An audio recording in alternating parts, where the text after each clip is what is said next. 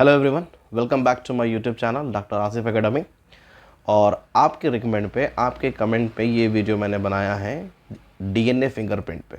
बहुत सारे बच्चों का डाउट था, सर इस पे एक वीडियो बना के हमें भेजिए। तो डीएनए फिंगरप्रिंटिंग क्या होता है, फिंगरप्रिंटिंग क्यों करते हैं और डीएनए फिंगरप्रिंटिंग कैसे करते हैं, इसके बारे में जानेंगे इस वीडियो में। और मैं आपको ये भी बताऊंगा कि एग्ज़ाम में कैसा लिखना है और मार्क्स कैसा लेना, ठीक है। तो चलिए शुरू करते हैं। डीएनए फिंगरप्रिंटिंग क्या होता है। डीएनए फिंगरप्रिंटिंग ये हमारे उंगलियां वाला फिंगरप्रिंट नहीं है, हमारे हाथों वाला फिंगरप्रिंट नहीं है। हर इंसान का जो डीएनए होता है, जेनेटिक मटेरियल, उसके अंदर के जो न्यूक्लियोटाइड होते हैं उसके पर्टिकुलर सीक्वेंस होते हैं।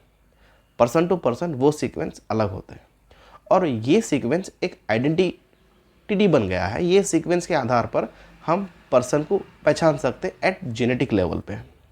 तो ये है डीएनए फिंगरप्रिंटिंग। अब ये डीएनए फिंगरप्रिंटिंग क्यों करते हैं? To identify the persons in murder, in any criminal conditions, in rape. और पेरेंट बच्चे जो बिछड़ जाते हैं ना किसी वजह से, उनको करेक्ट पेरेंट्स के पास ही वो बच्चे जाना, करेक्ट पेरेंट को ही उनके ओन बच्चे मिलना या कोई डिस्टर्बेंस नहीं होना, तो वहाँ पे डीएनए फिंगरप्रिंटिंग का बहुत बड़ा इस्तेमाल होता है, जिसकी मदद से हम आइडेंटिफाई कर सकते हैं कि ये किसके बच्चे हैं या किसके पेरेंट है या क्रिमिनल कंडीशन में जो भी है। तो डीएनए फिंगरप्रिंटिंग का एक बहुत बड़ा इम्पोर्टेंस है। अब इसे करने के कुछ स्टेप्स हैं। डीएनए फिंगरप्रिंट बनाने के वहाँ कुछ स्टेप्स हैं। वो स्टेप्स को समझने से पहले मैं तुम्हारे को कुछ और चीज़ें इसके बारे में बोलना चाहूँगा जो हेल्प करते हैं हमारे को समझने में। देखिए, डीएनए फिंगरप्रिंटिंग कैसा बनाया जाता है, कैसा होने का, वो तो टेक्निक्स अलग है, वो अलग स्टेप्स है। लेकिन इंसानों के जीनोम में एक स्पेसिफिक रिपीटेटिव डीएनए रीजन होता है, स्पेसिफिक पोर्शन होता है, वो ये डीएनए फिंगरप्रिंटिंग बनाने में बहुत मदद करता है। तो जितना भी हमारा सीक्वेंस है, जीनोम है, उसके पास कई सारे रिपीटेटिव यूनिट्स होते हैं, रिपीटेटिव सेगमेंट्स होते हैं, जिसको हम कहते हैं variable tandem repeat, variable number tandem repeat, VNTR. VNTR वो सेगमेंट्स है, वो पोर्शन है हमारे डीएनए का जो नॉन कोडिंग है, वो कोड नहीं करता, ठीक है। तो इसको हम इस्तेमाल करते हैं डीएनए फिंगरप्रिंटिंग में, यानी कि यही इस्तेमाल में आता है डीएनए फिंगरप्रिंटिंग में। ये जो वीएनटीआर है ये अपने आप में यूनिक है हर इंसान के पास। इसका किसी के पास कम रिपीट होता है, किसी के पास ज़्यादा रिपीट होता है। इसका सीक्वेंस बेस डिपेंड करता है पर्सन टू पर्सन। तो यही चीज़ हमें डीएनए फिंगरप्रिंट बनाने में मदद करती है। कौन सी? वीएनटीआर, ठीक है। तो VNTR variable number tandem repeat, यानी कि वो डीएनए का सीक्वेंस जो कोड नहीं करता, वही हमें हेल्प करता है डीएनए फिंगरप्रिंटिंग बनाने में, बराबर। नाउ इसको डेंसिटी ग्रेडियंट सेंट्रीफ्यूगेशन की मदद से जो हमारा जीनोम होता है, उसका जो वर्किंग जीनोम है उसे सेपरेट किया जाता है, जो मेजर पोर्शन होता है। एंड जो नॉन कोडिंग जो वीएनटीआर है, इसको हम सेपरेट कर लेते हैं। जो नॉन कोडिंग है, जो सीक्वेंस, जो अमाइनो एसिड, जो प्रोटीन नहीं बनाता, इसे हम सेपरेट बना लिए। इसको कहते हैं सैटेलाइट डीएनए। जो सेपरेट आ गया है, सैटेलाइट डीएनए कहते हैं इसे, ठीक है। अब ये सैटेलाइट डीएनए प्रोटीन तो कोड नहीं कर रहा, लेकिन it has very significant value. इसके पास हाई डिग्री ऑफ पॉलीमॉर्फिज्म है, इसके पास रिपीटेटिव, इसके पास एक यूनिक आइडेंटिटी छुपी हुई है इस सैटेलाइट डीएनए के पास। तो इसे फॉरेंसिक लेबोरेटरी में बहुत वैल्यूबल तरीके से देखा जाता, समझा जाता, क्योंकि डीएनए फिंगरप्रिंटिंग बनाने के लिए सैटेलाइट डीएनए की ज़रूरत पड़ती है, जो नॉन कोडिंग है, जो हमारे पास इसका रिपीटेशन, इसका सीक्वेंस पर्सन टू पर्सन अलग होता है। And this DNA is use in the construction of DNA fingerprinting. ये हो गया कैसे, क्यों बनाते हैं और कैसे बनाते हैं। अब वो स्टेप्स पढ़ेंगे हमें कि डीएनए फिंगरप्रिंट बनाने के वो कौन से स्टेप है। सबसे पहले हमें डीएनए फिंगरप्रिंटिंग के लिए कलेक्शन ऑफ सैंपल करना पड़ेगा। यानी कि डीएनए फिंगरप्रिंटिंग किससे बनाना? डीएनए से बनाना। तो डीएनए कहाँ होना? सेल में होना। सेल कहाँ होना? टिश्यू में होना। Tissue is a sample. तो जो भी सैंपल आपको जहाँ पर भी मिल रहा है, जो भी जिस फॉर्म में भी है, वो सैंपल आप कलेक्ट करेंगे। चाहे हेयर फॉलिकल्स हो सकते हैं, स्किन हो सकता है, सलाइवा हो सकता है, ब्लड हो सकता है, और एनी अदर टिश्यू आपको अवेलेबल होगा उस जगह पर जिसमें से आपको डीएनए, जिसका आपको डीएनए फिंगरप्रिंट बनाना है, वो सैंपल आपको वहाँ निकालना है। तो collection of sample is first.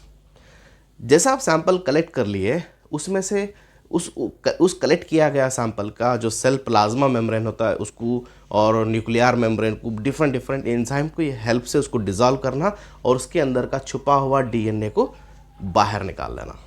ठीक है, वो डीएनए हम रेस्ट्रिक्शन इंडोन्यूक्लियस की मदद से उस डीएनए के कई सारे हमने फ्रैगमेंट्स भी बना लिए। ये हो गया कलेक्शन ऑफ सैंपल।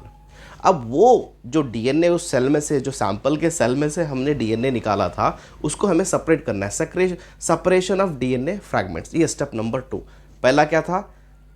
पहला कलेक्शन ऑफ सैंपल, दूसरा क्या है? Separation of DNA fragments.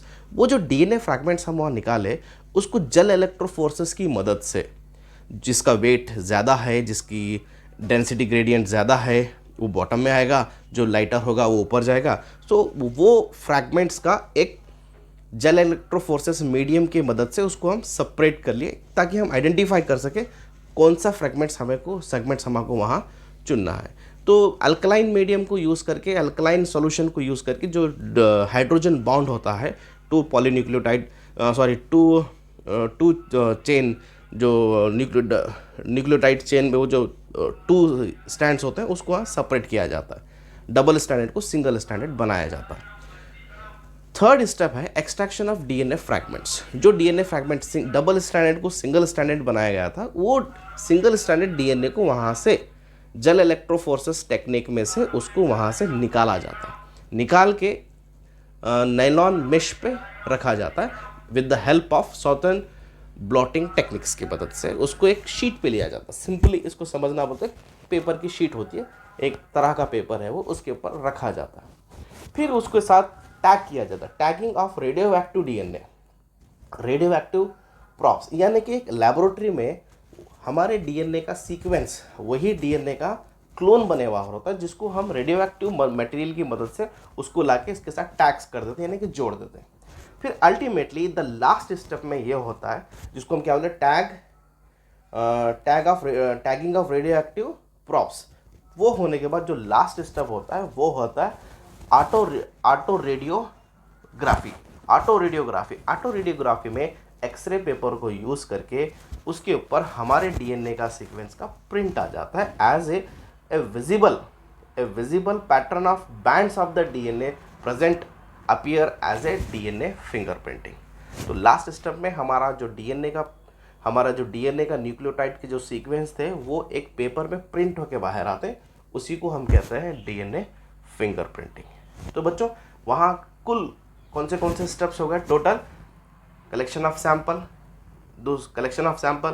उसके बाद एक्सट्रैक्शन ऑफ डीएनए, उसके बाद separation of DNA fragments, extraction of DNA fragments, फिर tagging of auto radio active probes, उसके बाद ऑटो रेडियोग्राफी।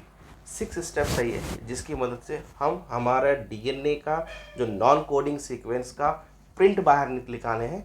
वो print person to person different होता है। किसी पर्सन से अगर वो 85% अगर सिमिलर है तो वो सैंपल उसी का है। तो ये एक बहुत इंपॉर्टेंट टॉपिक है। ये 5-6 स्टेप्स आप एग्जाम में लिखिए। इनके बारे में जो मैंने शॉर्ट में आपको जो मेन जो वर्ड्स बोले हैं उनको लिख दीजिए, where you get full marks. इसी तरह इंटरेस्टिंग वीडियो और कोई आपको दिक्कत है उसे आप मेरे कमेंट सेक्शन में पूछ सकते हैं। उसके लिए मैं उस पर भी आपको वीडियो बना के भेजूँगा। तो देखते रहिए मेरा चैनल और लाइक, सब्सक्राइब, शेयर करना मत भूलिए। Thank you.